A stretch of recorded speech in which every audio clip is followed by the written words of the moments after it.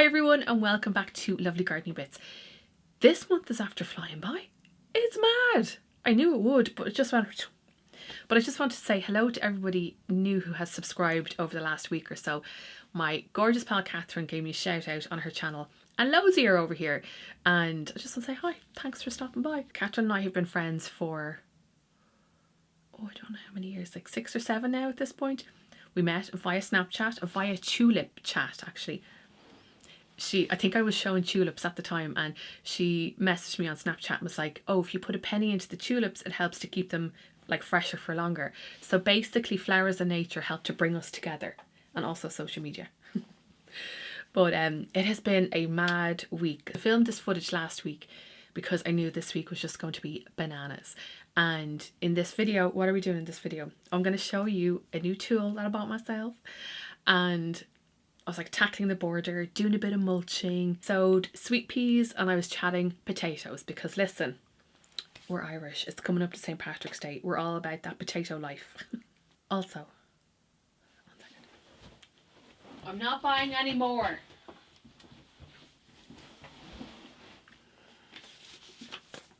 That's it, I'm done. I forgot one of the seeds on my list were these cucamelons. Now I'm probably behind the time. I feel like these were probably like a last year kind of trend, but I was like, oh sure, give them a go. So they're like a mix of cucumber and a melon, but like on the inside it kind of looks, oh, it looks like a cucumber. So I can sow these from March onwards. It says sow under glass from March to May. We'll do those. Catherine, if you want any, let me know, because I think the kids would like that. You can do greenhouse or outdoor cultivation. And then I bought these. I've been searching for Origeron. What's the proper name? Origeron Profusion. Oh, I could say that. That was easy. I thought it was something to do with, okay. Oh, Carvinskianus. Probably butchered that. So I bought a pack for me, a pack for Catherine, even though she bought plants of these a couple of weeks ago, just to kind of get ahead of the game. So these can be sown inside from March to April, or outside April to May. I'm really excited about these. So these are annuals, but they self-seed, so they spread. So I'm thinking they'd be great like for ground cover, or to kind of fill patches in the borders, or also hanging baskets too. But I couldn't find them anywhere. I couldn't find them on any Irish website. They were sold out, so I ended up having to order them from Holland. And then I bought these. These were all bought on the same website. Iliosa plumosa. What are they? It says, oh, pampas plume. Pampas plume. Thought that they would just be a really nice colourful addition to like cut flowers. Also, I am dressed like a pampas plume today. Anyway, let's get cracking. Let me show you my new Jardin tool. So the shed is quite messy. It's organised, but actually I wanted to show you this. I treated myself to this back in October. It's like a little potting tray thing, so I can like put all my soil and stuff. That was $14.95 FYI. So this is my new tool, and it's an oscillating hoe. And the idea with this is that you can weed with like a push-pull motion, and this kind of does all the hard work for you. Now I saw Monty Don with one last year on Gardener's World, and I was like, oh, that'd be handy. It has like a nice long handle, so like even if Mum wanted to weed, she can, you know, there's no kind of, she's not going to hurt her back. So that was $44.99. Bought that in the Malahide garden centre. So I'm going to hoe that border, that new border, and then mulch it. So let's do that. Let's get a job out of the way.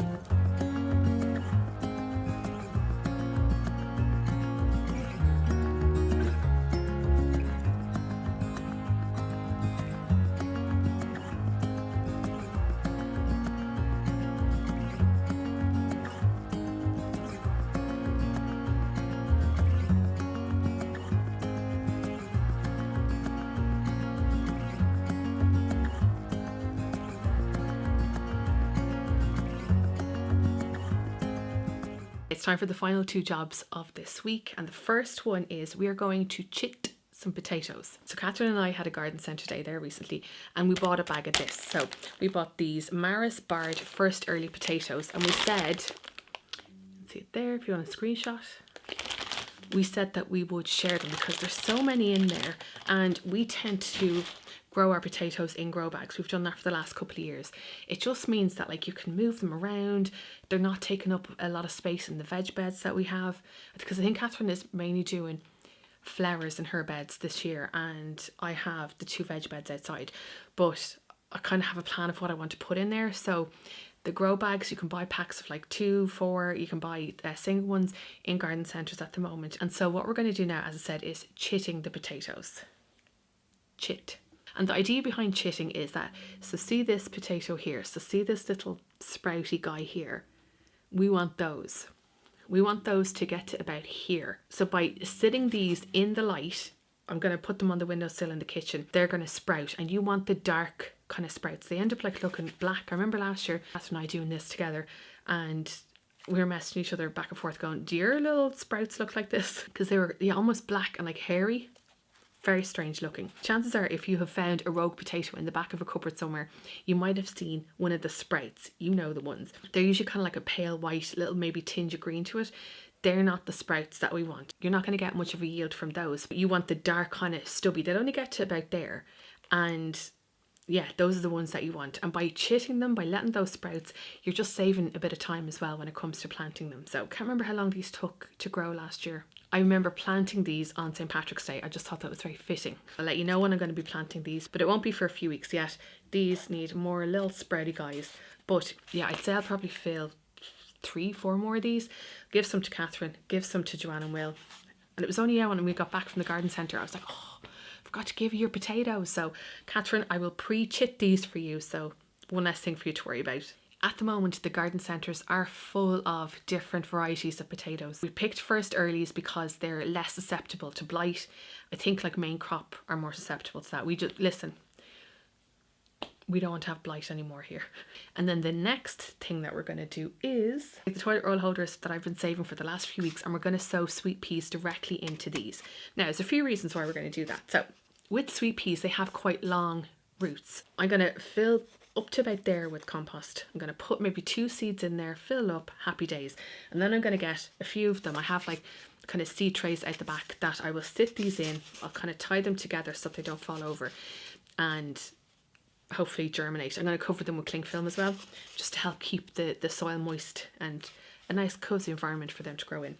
But another reason why I'm going to grow them in these is because whenever they start to sprout, and whenever it's time to plant them outside, I can plant the whole toilet roll, plant and everything directly into the soil.